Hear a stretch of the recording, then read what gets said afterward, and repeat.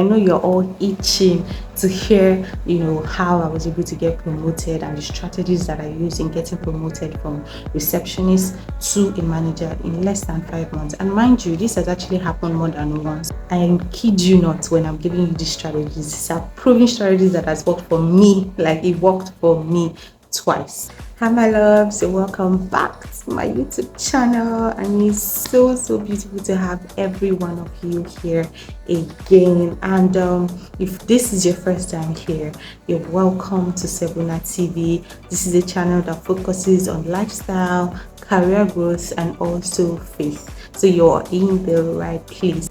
All right, so let's just dive into the business of today. I'm going to be giving you 10 strategies that helped me to climb from receptionist all the way to manager in less than 5 months. The first strategy is discipline and professionalism. Now, this is a very important factor, or should I say an important quality to imbibe if you are working in the customer service industry or in the service industry in general. You must learn how to be disciplined. Like, it's so important, and I cannot overemphasize the importance of discipline. You must learn to be disciplined with your words. You must learn to be disciplined with how you speak to people. You must learn to be disciplined in even how you relate with people. Do you understand? There's someone that told me one time that one should learn how to exert themselves as though they are being watched on camera. It's not, but I'm not totally in agreement with it, because that way you may not necessarily be yourself. But the whole point of what that person was trying to let me understand is that learn to be cautious of how of how you are perceived. So that's the importance of discipline. Yeah, discipline yourself. To know what to say, how to say it, what to say. You understand? And then also you must learn how to be professional. You must learn how to be professional with your clients. When I was working in this particular place I was working, I made a very strict rule, and I told myself that I was going to have a very strict and professional relationship with every client that I come in contact with. And as ladies, I know you understand. You understand what I'm talking about, because yes, it's easy to want to deviate. It's easy to want to lose your discipline a little and maybe compromise on your values, but you must make sure that you are professional with your clients. And the reason why you want to do this is because you want to distinguish yourself. You want to get to a point where your manager or your supervisor or your director, as the case may be, can beat their chest and say, no, this person will never do this. This person, I know what this person is capable of doing and what the person is not capable of doing. If you have not gotten to that point where your manager can say, I can vouch for this person, I can vouch for this person's character, I can vouch for this person, the way this person exerts his or herself. Do you understand what I'm saying? So you must learn to be professional in how you communicate to clients. Yes, you want to be polite to clients. Yes, you want to, make them feel warm, and you want to be receptive to clients. But you must know where to draw the line. You must know when you're already going overboard or you're becoming too familiar with your clients. You want to maintain that respect for yourself, and you also just want to grow in your career and not compromise at any point. You get me? All right. So the next tip is composure and presentation. So important. You must learn how to be composed. If you know that you desire to climb up the ladder, you must learn how to compose yourself. Now, what do I mean by composing yourself? You must learn how to carry yourself with confidence. I used to tell people, or maybe children that I meet, or even teenagers, I say, learn to walk like a king. I know there's someone that used to make a comment, say, Ebun, the way you walk, and sometimes you walk into places as though you're the owner of the place, or you're the one you're the one that gave birth to everybody seated. Well, it's not me necessarily being proud, but it's me just learning how to be confident. It's the way that you would walk into a place. It's the way that you will carry yourself at your workplace, that everyone that sees you would know that there's something different about you. I'm sure that you get it. If you really look at it, you'll be able to understand better what I'm talking about. You cannot necessarily just be everywhere. You can't just be find yourself anywhere at any time and just hanging around just anybody. You must learn how to stand out and distinguish yourself. It's very, very important if you want to grow fast, in your workplace. And you must also learn how to present yourself properly. Now, there was a time where, let me tell you guys a quick story. There was a time where I was at the front desk, and we were confronted with a very angry customer who was upset about some services that we offered to him.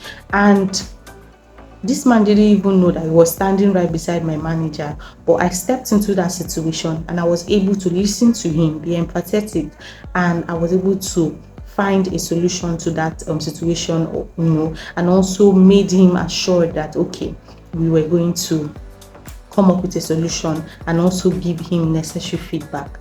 Now, that man left that front desk thinking that I was the manager. Yes, if at your company, people are not already mistaking you as the manager or thinking that you are the director, then you have not started. My love, you have not started until your colleague starts dissing you that, see this one, always carrying herself as though she's the manager. Now, not because you are proud, not because you have a bad character, but because you are fond of stepping into situation, you are fond of doing more than you are being paid for, you're fond of taking responsibilities. Do you understand? Don't shy away from it. Do you get? Always make sure that you present yourself like the person you want to be. Basically, just act like your dream position. If you desire to be a manager, if you desire to be a director, begin to see yourself as one and begin to act like one. Get it? Now, the third tip is what I call communication. Now, I cannot also overemphasize the importance of communication in the customer service industry. I always tell people that I work with, my team members, that there's a customer service language, there's a customer service diction. Yes, there's a dictionary. It may not be a physical dictionary as the case may be, but there is actually a customer service language. There's a way to speak to clients. There's some people that the way they will speak to you, it will literally just trigger you to anger. You will literally just be triggered and you literally feel like you're being disrespected. But there are certain ways that you can speak to a client that is even angry, a irate client. There's a way you will speak to him or her that he or she would listen to you. Now you must learn how to also greet. Even if your job is to chat with clients, maybe you don't come in contact with clients face to face, you must learn how to greet. You don't just drop a very lackadaisical good day ma. No, you say good morning ma, I trust your night was restful. Please, I would like to find out if you enjoyed our service. Please, I would like to get feedback from you. And when you see people coming to your front desk, you literally welcome them with a smile.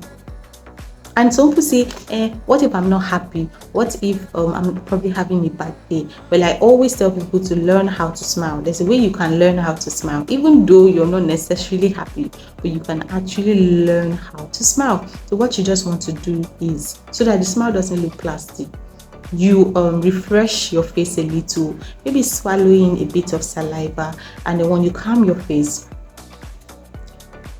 do you see that? It doesn't necessarily mean that I just got an alert, but you can actually learn how to smile. It's just very, very important. You must learn, because your smile to communicate to a customer. You can't be telling a customer, we are sorry, and be saying, we are sorry for our services. No, you have to say, oh, you're so sorry. There's a way you say it. And I always tell people that communication is not just in words. Communication is also in body language. There are also unspoken words. In spoken words is how someone can tell you, I'm sorry, but then you don't feel the person is sorry, because there's an unspoken word even in that spoken word. Do you understand? But I'm going to do a video on communication, especially in the service industry, because there's a lot to it. So you must learn how to communicate right. You must also learn, even silence the communication. Yes, when a customer is angry, you must learn how to be silent. Listen to him or her. At least allow him or her pour out a frustration or his frustration. Do you understand? Then now be empathetic, understand where that person is coming from, then prefer to offer a solution. And if you do not have that solution, relay it to your manager, or assure the customer that you're going to relay it to your manager or relay it to whichever department that is responsible for providing that solution. But make sure you also follow back. Like, give our customer a follow-up feedback and say, okay, I have done this and that, and I want to assure you that this, that will not repeat itself. Thank you so much for patronizing. We look forward to having you again. Beautiful communication. Do you understand? So you must learn. If you do not know how to communicate, there are so many materials online. Or maybe just stick here and wait for my next video where I'm going to teach everyone of us because I'm also learning on how to communicate better, because it's very, very important. You must talk in a way that, you know, it shows how the kind of person that you are. That people will just be like, there's something about the way she talks. That's the way to push yourself for promotion, because you've distinguished yourself yet again.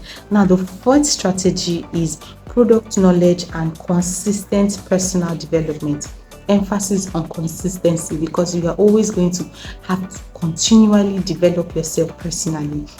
Now, for the product knowledge part, you must know your onions. Like, I cannot explain this enough. You must learn the basics of your job. You must be able to know. I remember when I was working in the front desk as well, I had to learn how to do the accounting part of my job, because as at the time when I came, I think I was about 2-3 months in already, and I had not yet mastered the accounting part. Those that have worked in the reception or in the front desk will understand how you do your end of day reports, accounting, so I had not mastered it, and I had to learn it. I had to learn it so well that I was making no errors. So this is very, very important. You must be able to know the job, because you're going to be asked. You can't just say, hey, I want to be promoted. I've been spending years in this company. Do you know your job? Don't be sentimental about that answer. Ask yourself, if they put you side by side with your colleague, would you ace that test? If they give you a test right now about your job, would you ace that exam? Do you understand? So you must be able to know the products that you are offering to customers. You must know it. Like, if they wake you up in the night and say, oh, what are the services that your company are offering? You must know it off by heart. It must be a part of you. And also, if you desire to be in a particular position, say for example, you desire to grow into the general manager, you need to start learning what that general manager knows or does. You need to start acquiring those skills that is needed for that position. For example, if that position requires that you have a certain knowledge in Microsoft Excel, then you need to start learning Excel. You need to start finding out, how do I use formulas in Excel? You need to start learning how to report. If you do not know how to write an email, you need to start learning how to write an email. If you do not know how to write a proposal, you need to start learning how to write a proposal. I remember back then, I needed to start learning how to do inventory, stock inventory, because then I was working in the front desk. I wasn't working in the F&B. I wasn't working in the bar. You understand? So I really felt like it's none of my business now. I'm doing front desk, so what do I have business with inventory and all of that? But I needed to learn it. I needed to learn stock. I needed to learn inventory. I needed to learn procurement. Do you understand? Because I desire this position. So I knew that for me to be able to even pitch for this position, I must know the job. And I always ask people, do you know your numbers?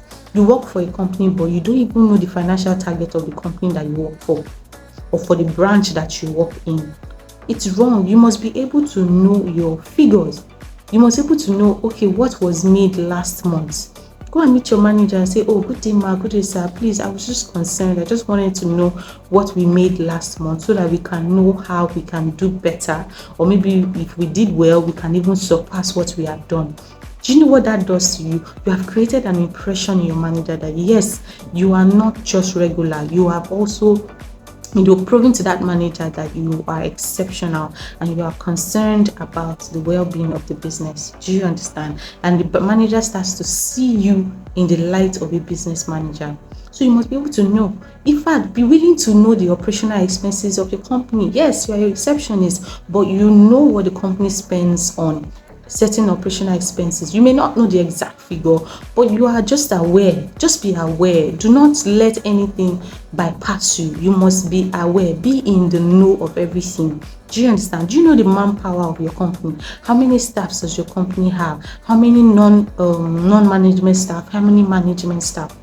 Know everything. Know as much as you can. Do you understand? So that you are not left behind, and so that no one can say, oh, she doesn't know this thing, so we cannot promote her. No, you know it. Do you understand? Now, the next strategy that I employed is physical appearance and personal grooming. It is so important. You must learn how to take good care of yourself. Now, it's not by wearing designer clothes or wearing the finest of shoes or the finest wigs or whatever the case may be. No, you must just learn how to look good. Yes, I always tell people that, do you know that your physical appearance is a subtle, unspoken criteria for promotion? Yes, I've had people, and I've come in contact with people that lost certain promotion opportunities because they did not look the part, because of their personal grooming. You understand? They didn't look good. They didn't look neat. Do you understand? So you must, if you're working in the front desk, you must take neatness very seriously. You must look good. Make sure that your hair looks good. And I always tell people, especially the ladies, there's no reason why your hair is color blue. Why? Especially when you're working in the service industry, you don't have any reason with doing colorful hair. Like, just be decent, be as much as you can, be simple, look elegant, look classy. You do not have to wear so much, you do not have to break a bank, but just make sure that wherever you're wearing is beautiful. If you're wearing white, make sure that the white is white. Do you understand? And just make sure that you look good. Do you understand? If you desire to be a manager, you have to also dress like one. Yes, you don't have to dress like your position. I always tell people, do not dress, except if you're wearing a uniform. And even if you're wearing a uniform, you still have to look good. Look good. Make sure, like, be intentional about how you look on a daily basis at work. Do you understand? So even if you're not wearing uniform, look like the position that you desire. Some people say, why will I spend money on buying this, or why will I even waste my time to even look good? Am I not just working in the front desk? No, that's the wrong mindset. It means that you're not seeing yourself growing. It means that you're seeing yourself being in that position for 5 years, 10 years. No, if you truly desire growth, you're going to look like what you aim to be. Now, the next tip is values and principles, which I actually want to call self-values. As a person, whether you're a man or a woman, lady or a man is fine, right? You must have self-values. Now, what are these values? You must have those things that, you say, okay, this person, let me use James for example. James is known for his honesty. It doesn't compromise on honesty. It doesn't compromise on it could be anything. It could just be those things that that you hold so dearly. For example, I'm very, very big on honesty.